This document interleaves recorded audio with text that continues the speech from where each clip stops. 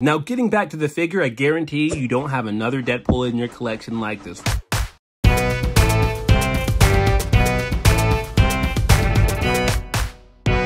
Hello guys, it's Alan the Collector, and today we are taking a look at the Merc with the Mouth, the Crimson Comedian, the Regenerate and Degenerate, the Asinine Assassin. It's Neca's ultimate Deadpool, this time in 7-inch scale.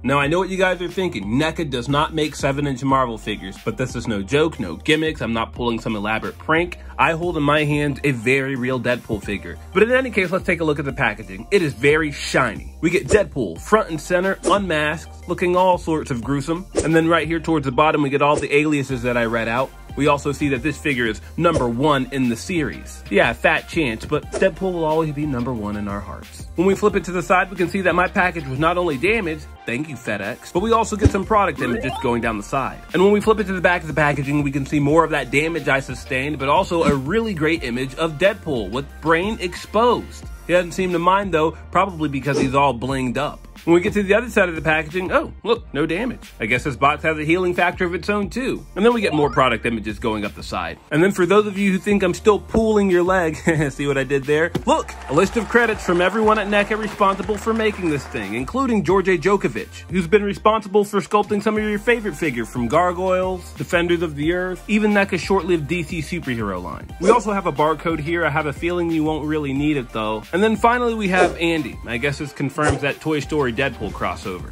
Reach for the sky! And then when we take a look at the top of the packaging, we get Deadpool's logo and oh, Andy shows up again. But let's finally just take a look at what this guy looks like, and yep, there's definitely a figure in here. And if it wasn't for the glare, you would see all the amazing accessories he comes with. That's matched only by another product image of Deadpool himself, but I've talked enough. That's Deadpool's job, of course, so let's not waste any more time and crack this guy open. Now that we have Deadpool out of packaging, I gotta say, so far, so good. From the surface, it looks like a pretty good action figure if you ask me, with all the details from Neca that you might usually expect. But before we examine Deadpool any further, let's take a look at what he comes with. And in true Neca Ultimate fashion, our Merc with the Mouth comes with quite a bit. He has 2 caps for his head, 2 alternate hands, 2 alternate heads, a pair of katana, a scabbard for those katanas, an M16, a submachine gun and his trusty hand cannon, 4 different blast effects, a chimichanga, melted cheese pizza, and a unicorn stuffed animal. Now getting back to the figure, I guarantee you don't have another Deadpool in your collection like this. 1, because we normally don't get Deadpool in this size, aside from maybe the Diamond Select offering, and 2, the figure that he's based off of is literally 18 inches tall. But even though this one has been shrunk down, it doesn't seem like he lost any of those details. We can see that this figure is molded in red plastic. That's so bad guys don't see him bleed. And then the rest of the figure is just accented with the appropriate black or silver paint. I like how even though he's wearing a mask, we can tell that one eyebrow is lifted, giving him a very cocky, comical expression, which suits the character well. We also have these different textures in his mask. We see some wrinkles, we see some different lines, we see his ears kind of poking through either side of his mask. Everywhere where there's red is a little bit glossier, but all the black that we see on this figure, for the most part, is a matte finish. And we also have this floating chest harness for his swords. It goes all the way through the back. Pretty nice details. I wish this brown color, though, was a little more rich and saturated in color. It looks a little bit faded. Moving this harness out of the way, we see a little bit more of that silver paint on his chest with these buckles and pins. We can also see that this guy is pretty jacked. Even though he's wearing a skin-tight suit, it is not hiding his muscles whatsoever. He's got really nice details on his elbows for his elbow pads, and I like this black wash that we get throughout the figure as well. It's present on all of the red portion of the figure for the most part. When we get to his hands, appropriately detailed, this is the only other bit of color that we get on this figure. We have some yellow paint for the knuckle padding. We have a few more wrinkles and textures in the suit going closer to his abs, and then we have a really cool belt at his waist. It screams 90s superhero. The belt mostly consists of pouches, but we do have a few grenades right here. Nothing on the belt is removable, and then we also have Deadpool's logo, although the paint is a bit inaccurate. Where it's brown, it should be black, and then the red line that passes through it, it could have been painted a little bit more thick. Going down to his legs, we see a holster on his right side, and then we get some more pouches, except mine seem to have been installed upside down, though that kind of seemed like a very Deadpool-esque thing, so I'll let it slide. I like the sculpt of these knee pads quite a bit. We get some black shin armor with silver accents all throughout it. On his left side, we also get a holster for a small knife that he doesn't include. And then as for my favorite part, when we take a look at the bottom of his feet, oh snap, Very, very comic-esque, although we do lose the peg holes that would be on the bottom of his feet for a figure stand, if that matters to you at all. All in all, this Deadpool figure is essentially an amalgam of all the iterations of the character, either from the comics to the movies to video games. They've kind of taken the best of every design and stuffed it into this figure. And quickly going over articulation, Deadpool here has a bunch, about 34 by my count. Let's count them down. Starting with the double ball joint at the head, swivel hinges at the shoulders, a bicep swivel, a double hinged elbow, swivel hinges at the wrists, an ab crunch, one-way swivel, swivel hinges at the hips, a rotation at the thigh, double jointed knees, the hinge and swivel at the ankle, and toe articulation. He wouldn't be a proper Deadpool if he didn't come with the proper weapon. So let's take a look at his accessories, starting first with his scabbard here. Not much to really write home about. It's molded in black plastic with some gunmetal gray here for the middle portion. It has 2 pegs right here on the back, and that's so that they can peg into his chest harness here. We're just going to plug that in. Just give it a little press, and it's not going anywhere, and it really does help complete the look as far as his backside. Now let's take a look at his twin katanas. I really like the look of the detail here in the middle. Look at that. It might be censored, but we know what that says. Nice silver paint for the blade, nice black paint for the hilt of the sword with these red accents here in the middle, and then we can see a classic Deadpool logo for the hilt of the sword. Now my one major gripe about this sword and just about every other accessory is that it is super soft. What the I mean, like wavy soft, like cottonelle soft. Like I'm definitely not a merc with the mouth soft. This thing makes G.I. Joe classified weapons look like they're on Cialis. Yep, that's a good one. And the biggest reason why that's a problem is because when we try to put this in his hand, I mean, this thing is basically like a wet noodle. If you hold it closer to the bottom, you can kind of force it in. There we go. And he looks pretty cool with it. You're gonna have even more problem in his left hand because his thumb and his middle finger are connected. That grip is pretty small. Normally I'd be worried about this thing snapping on me, not with this weapon. But as I said, he does come with 2 of them and they fit in his scabbard pretty well. We'll just do this. And we'll just kind of take this one out and do the same thing. Next up, we'll take a look at its hand cannon. It does have pretty nice details, molded in black plastic with some silver dry brushing to help bring out all of the details. Although I will say one gripe that I have is that mine came broken. You see the guard in front of the trigger, mine's actually snapped. Part of the problem is because it's so soft. I mean, maybe not quite as soft as the swords are, but this thing is definitely made out of a gummy of plastic. Though, since it is thicker than the swords, it will fit a lot better in his right hand. You can pretty much put him in any pose that you might imagine. Oh, and before I forget, he also comes with this blast effect for his handgun. Each of the blast effects molds to a different weapon. Pretty cool, kind of cartoonish, but I like that it's included. And then, of course, you can take his handgun out when you're not using it, and you can just slide it right in his holster rather seamlessly. Next up is Deadpool's SMG, a rather simple sculpt molded in black plastic with some silver dry brushing throughout to bring out some of the details. Now you could probably plug in a more traditional blast effect from some of your other lines into that hole, but as I said, with his handgun, he does come with blast effects for each of his weapons, and it just plugs in like so, and this time we will put it in Deadpool's left hand. And that looks pretty cool, rather convincing. This weapon has no storage, and neither does his M16. Now the first thing that you'll notice is, unlike the rest of his weapons, which are super soft, this one is appropriately sturdy. It doesn't feel floppy. It feels like an accessory is supposed to. It's still molded in that black plastic, but I find that the details are just a little bit sharper on this. Nice muzzle, we have a grenade launcher, and if this was a real world weapon, an adjustable stock. Just like the SMG, we're gonna put this in his left hand, and then we'll get him to cradle the weapon in his right hand. There we go. Yeah, this weapon really suits Deadpool well. Oh, and let's not forget his blast effect that comes with this weapon. There we go. We'll just kind of plug that right onto the muzzle. For a comic book character like Deadpool, it works. And then he also has this very comic-inspired accessory. And I like how we have this sound effect spiraling in the same way that we might expect bullets flying out of this weapon. And so what you're supposed to do is just kind of coil it around ever so loosely. I like to pinch mine between the scope and the body of the weapon, and that way you can have a more dynamic looking pose when you're displaying your figure around. So definitely brownie points for Neca for the creativity. Now that we're done holding Deadpool's weapons, we can switch out these hands. And then we'll just swap him out with these hands. This right hand has a slightly wider grip for holding some of his other accessories, but this left hand here has brass knuckles that say Deadpool on them. And he's also throwing up the horn, so this figure can either rock on or flip like Spider-Man. We'll just kind of plug these in like so. There we go. And we'll do it with the other hand here.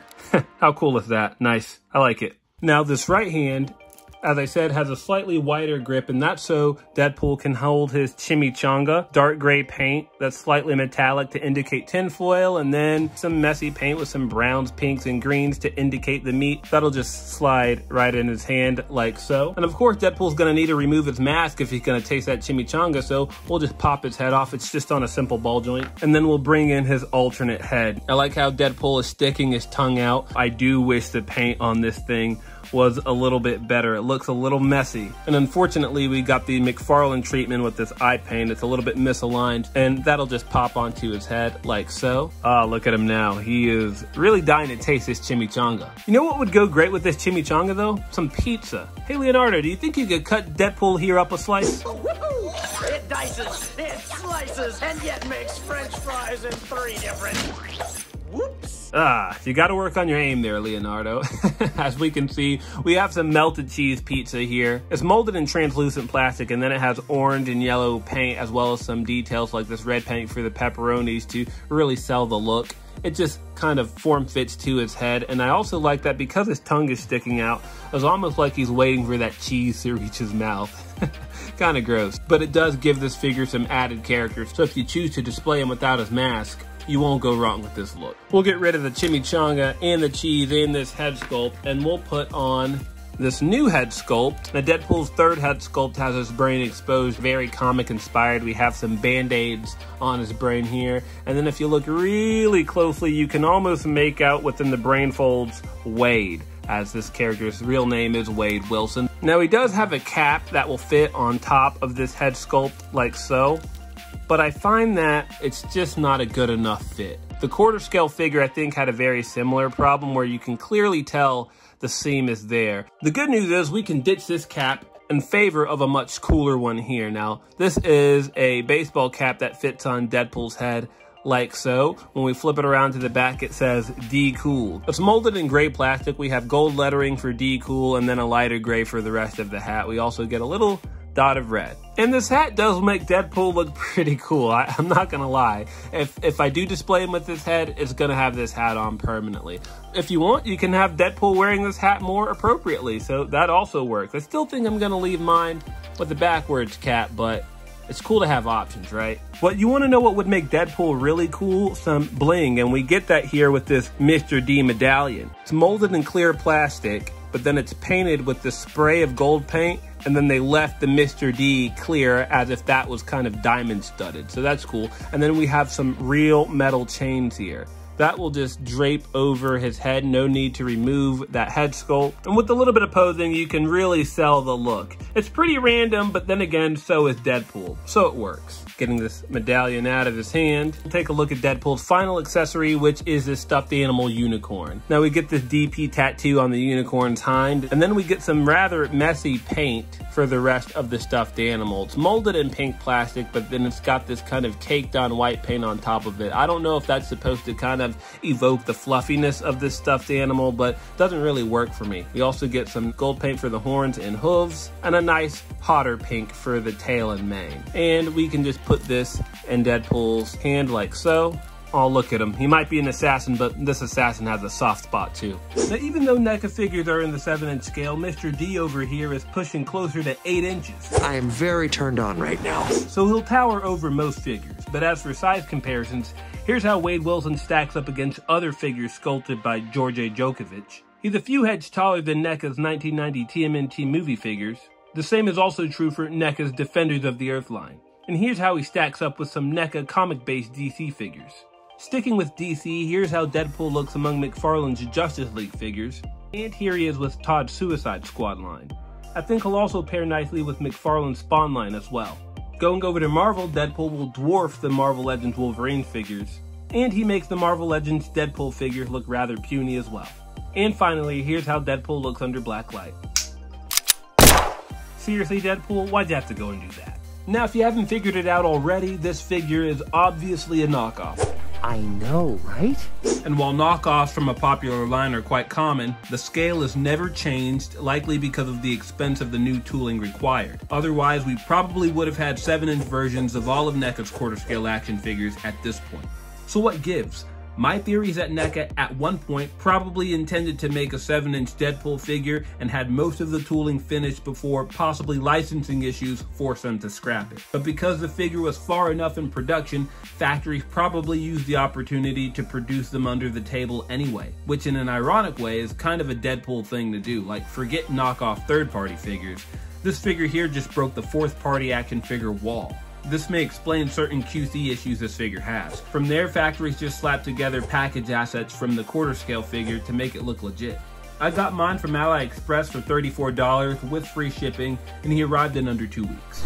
There, all caught up. Now, as for my final thoughts on this 7-inch Ultimate Deadpool, he's fun, but in good faith, I can't recommend him, mostly because of the nature of his production and his overall quality. He may look like a NECA figure, but he's not official at all. Essentially, I got this figure so you don't have to. Though you now have the details about this guy, so you do with that information what you will. You know what to do. But as far as bootlegs go, he's painted and constructed better than I expected. In fact, the only dead giveaways are the quality of the accessories. What I can say for sure is that this merc with the mouth is definitely going to be a conversation starter on my shelf. But that'll do it for this review. What do you guys think? Let me know in the comment section below, and don't forget to like, subscribe, and share this video if you feel so inclined. Stick around for a gallery at the end, and as always, collect responsibly.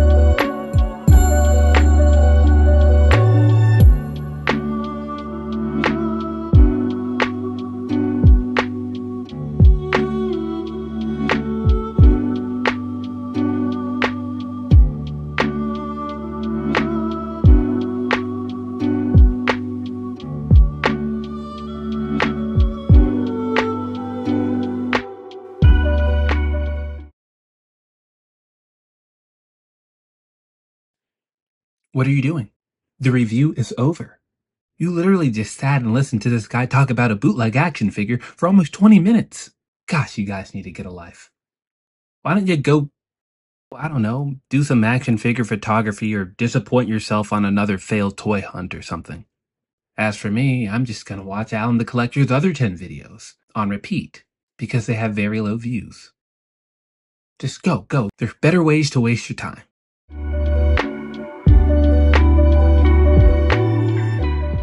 Oh, let Alan know what videos you'd like to see from him. He's got a big collection. The NECA Turtle Lair? Yep, he bought that, even though he pretended like he wasn't. And guess what? He also got the lab as well. Go figure. But he's got plenty more in store. Mezco, NECA, Jada Toys, McFarlane, Four Horsemen. He wants to do a lot more with Power Rangers, even though Hasbro's line is practically on hiatus. Yeah, just let him know what you would like to see next, and maybe he'll review it. Anyway. Oh, and collect responsibly.